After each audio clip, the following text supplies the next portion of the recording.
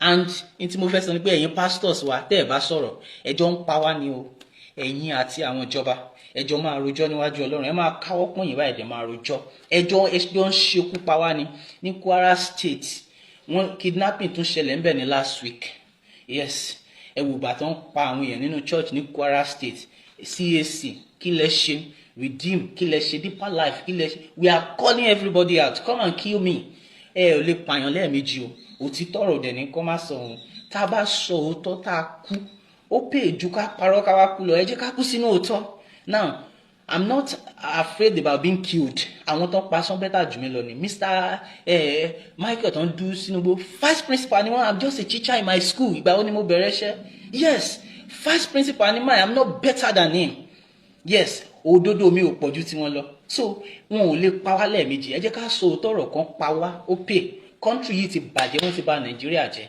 Mo wà ní school láàárọ̀ ìbá ẹ̀rù ń bà mí, mo kàn ń wò káàkiri because school wa wà nínú igbó pé kẹ́ni tí má lọ ṣẹlẹ̀. How about the life of our students, the life of our teachers? Now, èló ni àwọn teachers ń gbà? Èló ni wọ́n ń gbà? Wọ́n dẹ̀ tún pa wọ́n. The same people ni wọ́n ń ṣiṣẹ́ nínú church o.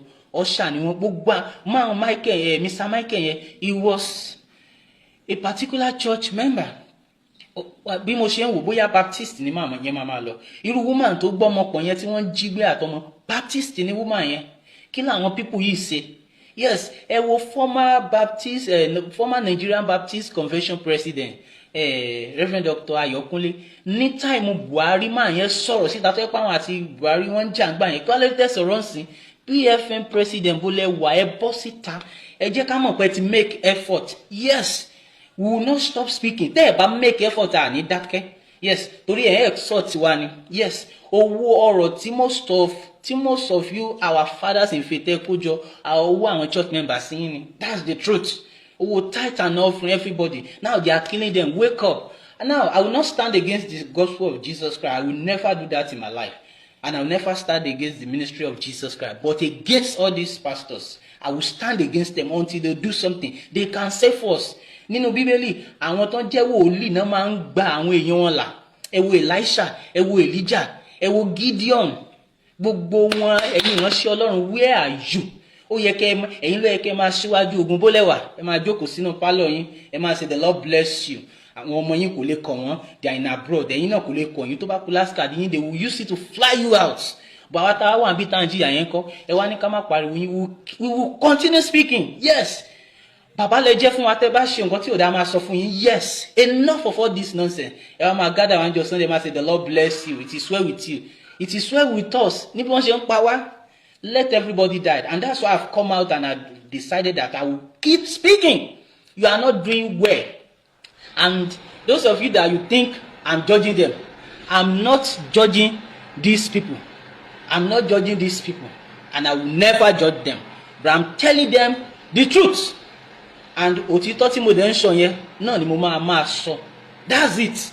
Ẹ jẹ́ kó ń ṣe nǹkan. Let everybody come out. Let all the churches come out. Wọ́n pa àwọn èèyàn nínú church. Ó ti ẹ̀ kójú ti PFM bodies. Ó yẹ kójú tì wọ́n. Ẹ lè close down church fún Sunday kan pé ká fi mọ́ àwọn tí wọ́n pa. Nígbà tí ọmọ ẹ̀ Jẹ́fta jẹ́jẹ́ pé nǹkan tó bá ti kọ́kọ́ bá pàdé tó bá ti dojú ogun dé ló fi máa rúbọ sólúwa tó bọ́ ọmọ ẹ̀ pàdé.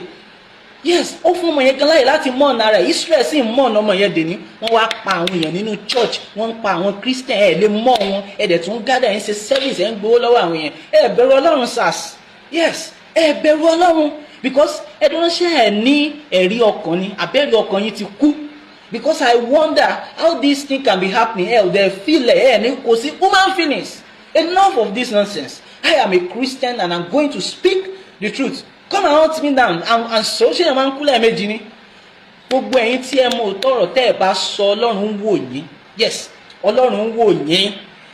PFM President, Nigerian Baptist Convention President, camp President. Hey, ẹ wá ti da ọ̀rọ̀ ju ẹ ti dá pọ̀ mọ́ṣèlú. Wọ́n á gbowó fún yín, wọ́n á pa yín lẹ́nu mọ́ pé kẹ́ ẹ má sọ̀rọ̀ pé kó má bàa close down church. Ẹ ti rẹ̀ kí ìjọba decide pé okay a fẹ́ close down church nítorí pé ẹ̀sùn tọ̀rọ̀ kẹ́ wá wo reward tọ́lọ́ máa ṣe fún yín àti bọ́lọ́run ṣe máa strike àwọn tó bá fẹ́ ṣe nǹkan báyẹn nítorí pé the gate of hell shall not prevail against the church of God.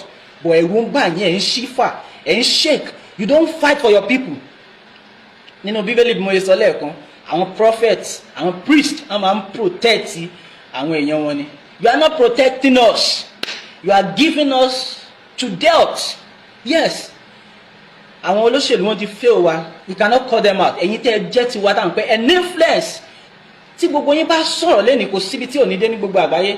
Ẹ wo pastor láti Plateau State nígbà tí màá yẹn sọ̀rọ̀ bàbá rẹ̀ Dachomo nígbà tí wọ́n sọ̀rọ̀ àwọn òyìnbó gan his voice reaches the world. Everybody came to his aid. Now gbogbo yín ẹ sọ nobody even supported that man. Akọ̀ ń tanra wá jẹ. I'm not judging you sirs because you are fathers in faith, but whenever you are doing something that is not right, we should tell you, wake up, let's speak up. Everybody share this video, let it reach out to them. Enough.